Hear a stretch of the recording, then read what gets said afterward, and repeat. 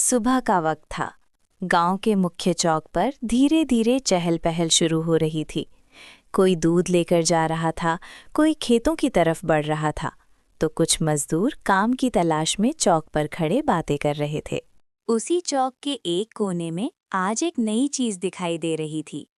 एक पुरानी लकड़ी की मेज, उसके ऊपर बड़ा सा बर्तन और बर्तन से उठती हल्की हल्की भाप। मेज के पीछे 12 साल का आर्यन खड़ा था। पास ही उसकी दादी बैठी थी। उनके हाथ में छोटी सी कटोरी थी जिसमें लाल मिर्च और लहसुन की तीखी चटनी बनी हुई थी। चौक से गुजरते लोग बार बार रुककर उस मेज की तरफ देखने लगे। एक आदमी हंसते हुए बोला, अरे आर्यन, ये क्या बना रहा है?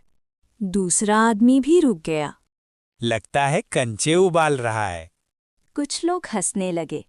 आर्यन थोड़ा झिझका, लेकिन उसने हिम्मत नहीं हारी। वो मुस्कुराकर बोला, भैया, ये कंचे नहीं हैं, ये मोमोज हैं। आदमी ने हैरानी से पूछा, क्या? आर्यन ने धीरे से एक मोमो उठाया। उससे भाप निकल रही थी। मोमोज भाप में पके हुए, तेल भी नहीं है इसमें। एक बुजुर्ग आदमी ने शक से पूछा, अरे छोरे, यहाँ तो समोसा कचौड़ी चलती है, ये कौन खाएगा? ये सुनकर कुछ लोग फिर हंस पड़े। आर्यन का चेहरा थोड़ा उतर गया। उसने धीरे से दादी की तरफ देखा। दादी ने उसे आंखों से इशारा किया। घबराना मत। आर्यन ने फिर हिम्मत जुटाई। वो बोला, एक बार चक्कर देख लो भैया, पसंद ना आए तो पैसे मत देना। लेकिन फिर भी कोई आगे नहीं आया। लोग बस देखते और आगे बढ़ जाते। समय धीरे धीरे गुजरने लगा। सूरज थोड़ा ऊपर चढ़ गया। चौक की भीड़ कम होने लगी। आर्यन की आंखों में चिंता उतरने लगी। उसने धीरे से दादी से पूछा, दादी, लगता है कोई नहीं खरीदेगा। दादी शांत आवाज में बोली, हर नई चीज को लोग पहले समझते हैं बेटा, फिर अपनाते हैं। तभी अचानक चौक की तरफ से एक बैलगाड़ी धीरे धीरे आता दिखाई दिया। बैलगाड़ी चलाने वाला आदमी बहुत थका हुआ लग रहा था। उसके चेहरे पर पसीना था और शायद उसे बहुत तेज भूख लगी थी। वो बैलगाड़ी रोककर आर्यन की मेज के पास आया।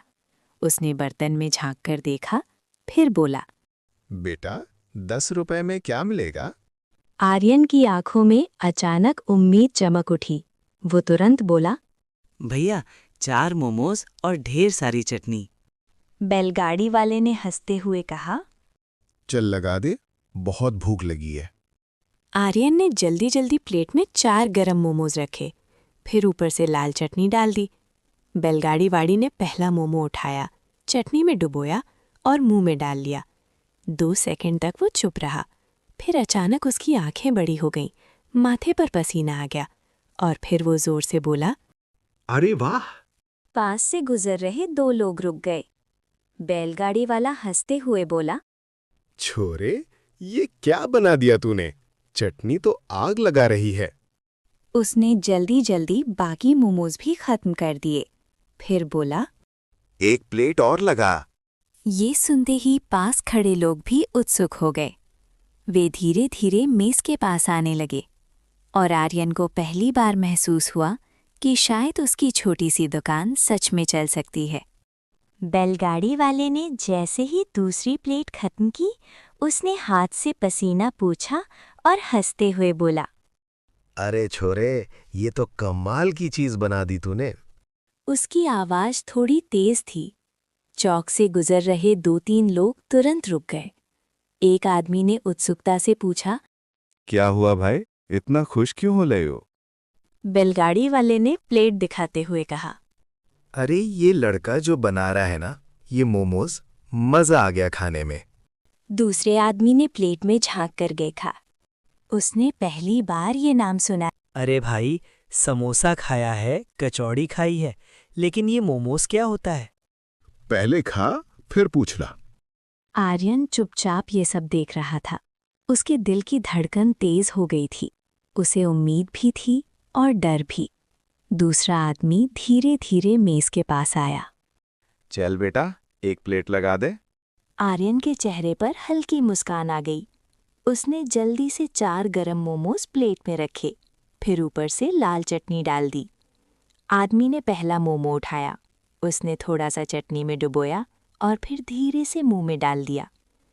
2 सेकंड तक वो बिल्कुल चुप रहा, फिर अचानक उसकी भौहें ऊपर उठ गईं। अरे ये तो सच में बढ़िया है।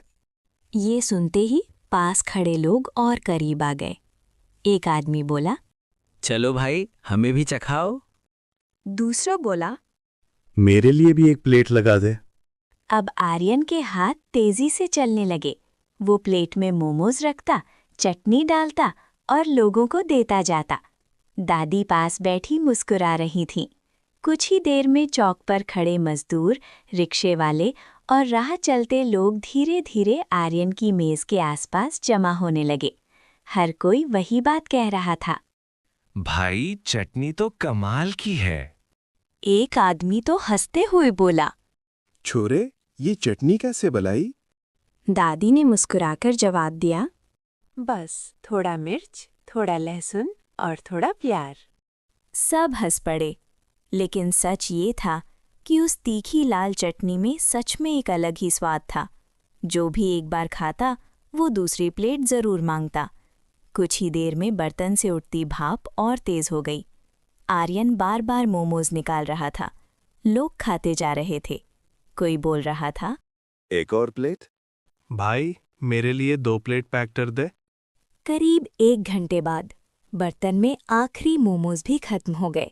चौक पर खड़े लोग अभी भी पूछ रहे थे, अरे भाई, और नहीं है क्या? आज बस इतने ही थे। कल ज्यादा बनाकर लाना छोरे, ये चीज तो चलने वाली है। धीरे धीरे भीड़ छटने लगी। चौक फिर से सामान्य हो गया। उसने पैसे गिनने शुरू किए।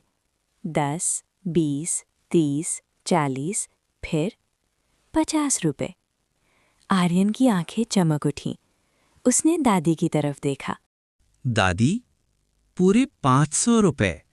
दादी की आंखों में भी खुशी चमकने लगी।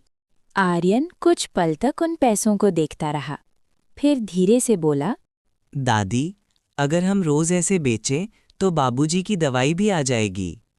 दादी ने उसके सिर पर हाथ फेरते हुए कहा, और एक दिन यही छोटी सी मेज बड़ी दुकान भी बन जाएगी।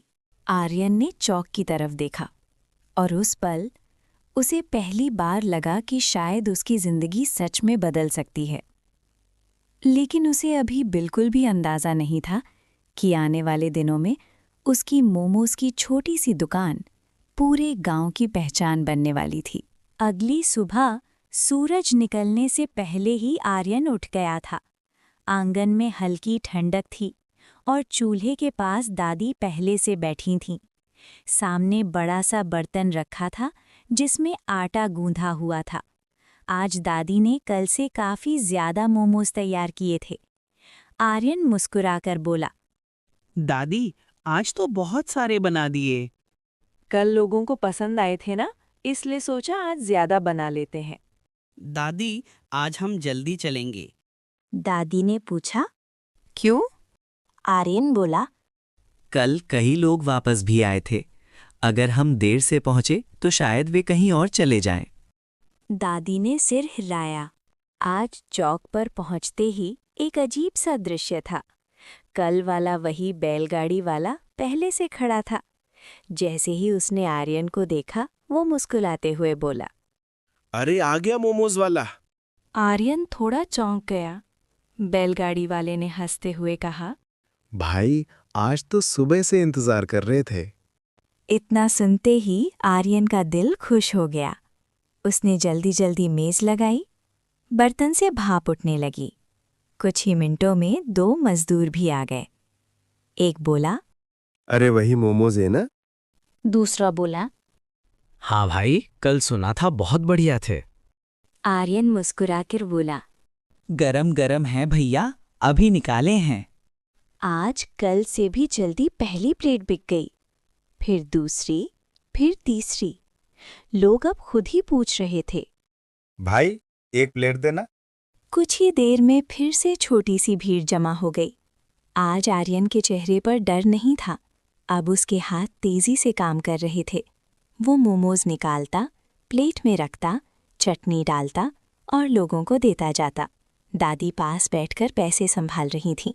करीब 2 घंटे बाद बर्तन फिर खाली हो गया, लेकिन इस बार पैसे ज्यादा थे।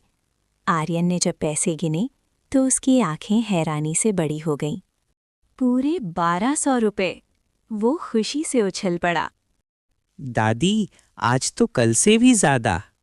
क्योंकि आज लोग खुद ढूंढते हुए आए थे। आर्यन कुछ पल सोचने लगा, फिर अचानक बोला, दादी, अगर हमारे पास ठेला होना तो हम रोज चौक पर ऐसे ही बेच सकते हैं। ठेला? लेकिन उसके लिए पैसे चाहिए।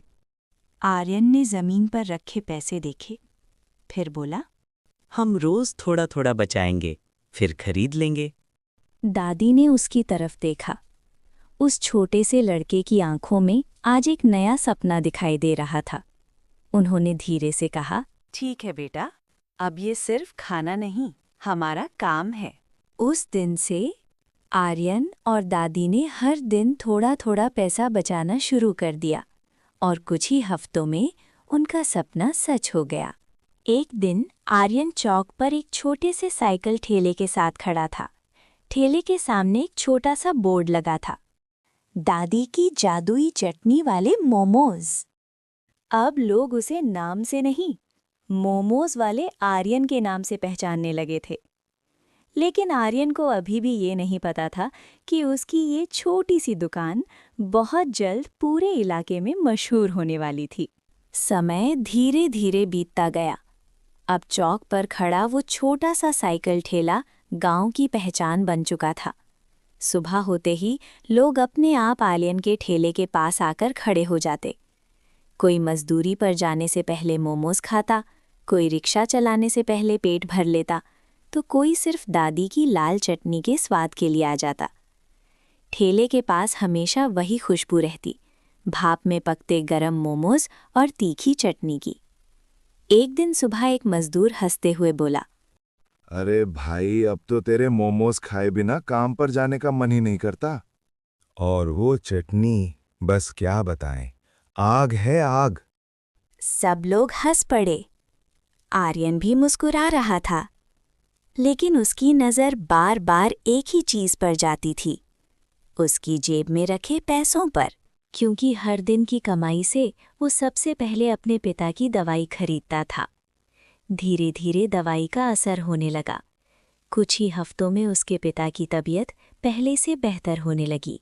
एक दिन जब आर्यन ठेले पर मोमोज बेच रहा था, तभी उसने देखा उसके पिता धीरे धीरे चलते हुए चौक की तरफ आ रहे थे। आर्यन एक पल के लिए रुक गया। बाबूजी? उसके पिता पास आकर ठेले के सामने खड़े हो गए। उन्होंने चारों तरफ देखा। लोग मोमोज खा रहे थे, हंस रहे थे और आर्यन तेजी से काम कर रहा था। उनकी आंखों में गर्व दिखाई दे रहा था। उन्होंने धीरे से कहा, ये सब तू चला रहा है? नहीं बाबूजी, हम सब चला रहे हैं, मैं और दादी। दादी पास बैठी ये सब देख रही थीं। उनकी आंखों में हल्की नमी थी। पिता ने धीरे से ठेले के पास बैठते हुए कहा, अब से हिसाब मैं संभालूंगा।